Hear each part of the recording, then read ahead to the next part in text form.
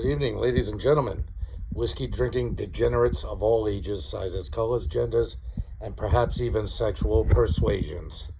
Today we got the Mad Micks Not Cheap Whiskey Review, number 20. Glen Moray, 12 year, Speyside single malt Scotch whiskey. Now, it's a pretty popular brand. It was a good price. It's just barely into the not cheap whiskey review. It's $44. Anything 40 and below goes in the cheap. Anything $40 and above goes in the not cheap whiskey review. Another Speyside whiskey. If you saw that Glen Glasser video I did, my last video, that stuff was fucking spectacular. So, I'm not going to put my expectations as high as that one for that, because that Glen Glasser was that might win whiskey of the year for me. That stuff was spectacular. I've tried Glen Moray before. This is years ago. I can't even remember how long, 5, 6, 7 years ago. I had bought a 4-pack of nips of every one of their line. There were 4 of them.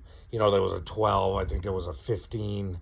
There was like different cask finishes. And so there were 4 nips in a sample pack of Glen Moray.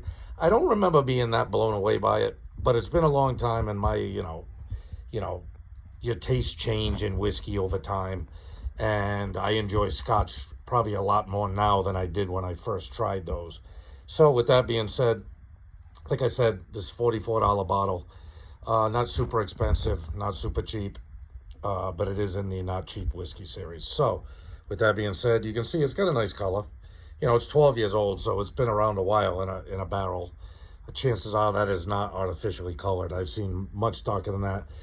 And this is only aged in bourbon barrels. It doesn't say anything about any finishing in sherry or anything like that. So I expect a straight up single malt whiskey. And with that being said, let's get the big snout right up in it. Ooh, you get vanilla right off the bat. Vanilla and malt. Yeah, vanilla and malt. That's about all I'm getting. It's got a little ethanol to it on the nose. Not a ton, but a little bit. Compared to that Glen Glasser from last 2 nights ago that I left, my last review, that stuff was, God, that was so good, so smooth. Just an entirely different whiskey than this. But this is good. It's got a nice, pleasant enough malt and vanilla, maybe a hint of honey, something like that. The nose isn't spectacular, but like I said, it's not a finished whiskey. It's got no sherry finish. It's got no rum finish. It's got no, wine finish. It's got nothing. It's just straight up bourbon barrel finished single malt Scotch. So down the gullet it goes.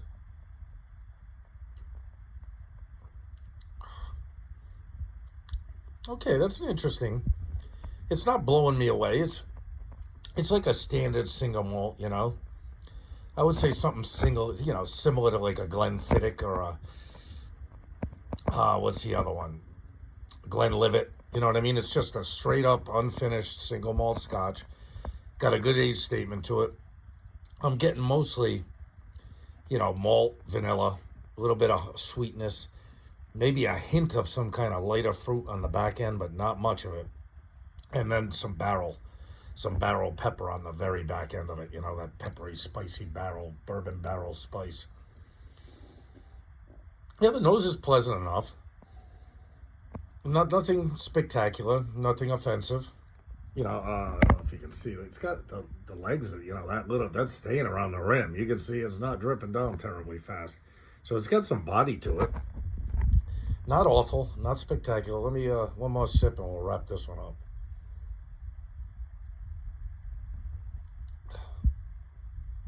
Yeah, right at the front end, you get like a honey vanilla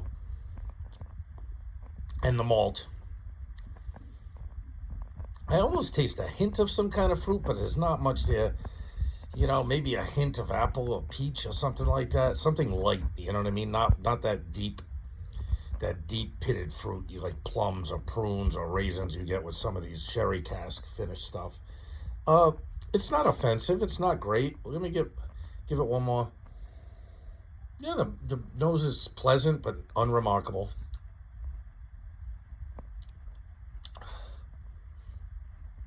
And the palate is it's pleasant, but it's again unremarkable and just kind of a straightforward single malt Scotch. So if you like your single malt Scotch unfinished and kind of right down the middle, like I said, like a Glenfiddich or a Glenlivet, you probably like this, and it's a little bit cheaper, I think, than you got to get into the high 40s and heading on 50 to get into Glenfiddich and Glenlivet. I'd say it's kind of similar to those. You know what I mean? It's kind of, once you've had super good finished scotches like that Glenglassaugh, Oban, Bunnahabhain, even some of those other different ones that I've gotten lately, some of the more expensive ones, the Benriach, stuff like that. Those are really, really special whiskeys. This is good, but it's just kind of straight up the middle. You know what I mean? There's nothing unique about it. It's just a good, solid, age stated. You're not going to find too many 12-year age stated single malt scotches, especially Speyside, for $44. It's just not a lot out there. I would say I prefer something like a Glenmorangie 10 to this. You know what I mean? I think Glenmorangie 10 is just a spectacular $40 bottle of scotch. You can't beat it. If you want the best $40 bottle of scotch, single malt scotch you can get, go with the Glenmorangie. I would say I like some of the single, well, they're not single malt, but some of the blended malt scotch whiskeys that only use different single malts in their blend. I prefer, like the Monkey Shoulder, and there was another one too. I can't remember the name of it. I can't see it up there, but there was another one of those kind of Speyside blended malt whiskeys. They're made of all single malts that had a little more character than this. This isn't really character rich. It's just a straight down the middle single malt Scotch whiskey, which isn't necessarily a bad thing. Some people really like that. Sometimes I like to enjoy that. You know what I mean? So with that being said, the Mad Mix Not Cheap Whiskey Review, number 20, Glen Moray, 12-year-old single malt Speyside Scotch. I'm going to give it about an 8.2, 8.3. It's good. It's unremarkable. It's not offensive. But like I said, for that money, I'd rather have a Glenmorangie 10 than this. I'm not saying I'm disappointed in this. It's kind of what I expected. When I read that it was only, it says over here that it only uses bourbon barrels, I knew right off the rip what to expect. They're not blending any sherry barrels or wine barrels or, any of that kind of stuff. So, do I like it? Yeah, it's good. Do I love it? No, not really. Would I buy it again? Probably not. You know what I mean? Not for $44, and maybe not even for cheaper, because it's just, you can get probably 10, 12 single malt scotches that are as good as this or better for the same, maybe not for the same price, but you kick it up a few bucks, you can start getting even some of the, like I said, some of the blended malt Scotch whiskeys made up of various different single malt barrels are probably more enjoyable than this. I don't think it's bad. I just think it's kind of unremarkable. It's just kind of a straight up single malt that you'll probably forget after you drink it, except for the price. Like I said, 44 is not outrageous, but you can get better scotch for that price range. So with that being said, hey, love yourself. If you don't love and respect yourself, who's going to do it for you, huh? Well, you going to wait for somebody else to do it? Love yourself. Respect yourself. Love your family and friends. Respect them too. And love Not Cheap Whiskey. This one, if you want to try it, give it a try. It's not my favorite, but it's good. It's not bad at all. Unremarkable, unoffensive, straight up single malt. Try it. You might like it. All right? Later. See you on the next one.